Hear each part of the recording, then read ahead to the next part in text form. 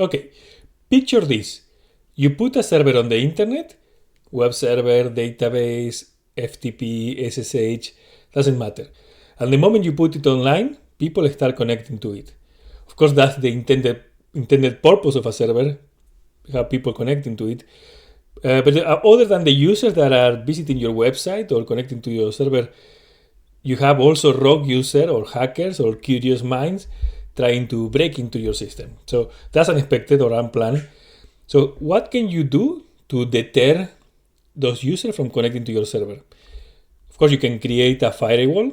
You can create network rules. You can create password protection or add password protection.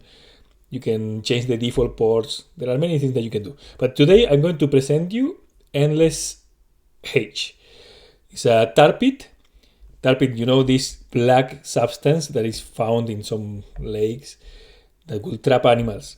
Well, here is the same. Instead of trapping animals, you will trap connections. So anyone who connects to your fake server will be kept in captivity. You will hold them hostage. Okay, so this tool, endlessh, was developed by Esquito, or somebody who goes by the name of Esquito. This person is a really good developer, but also writes a lot about cryptography. So I highly recommend you to visit the website nullprogram.com. That's the website for this developer. Okay, so endlessh is or endlessh, depending on how you want to pronounce it, is an application written in C, in the C programming language, that is super simple to compile and run, and will trap those connections that you don't want. So it will slow down their attack or their scanning and will protect your actual server. So how to use it? Very simple. So you can download the zip and uncompress it, or I'm going to clone it. That's what I always do. So here, clone and changing directories. I'm going to use the Tmax, the terminal multiplexer, because I want to have two panels, one at the top and one at the bottom. At the top, I'm going to compile and run the endlessh or endlessh server. So because it's a C application and comes with a make file, I can just do make. And now I have the binary there. If I call it like that, I can see actually like that. I can see the options that I can give the command as arguments.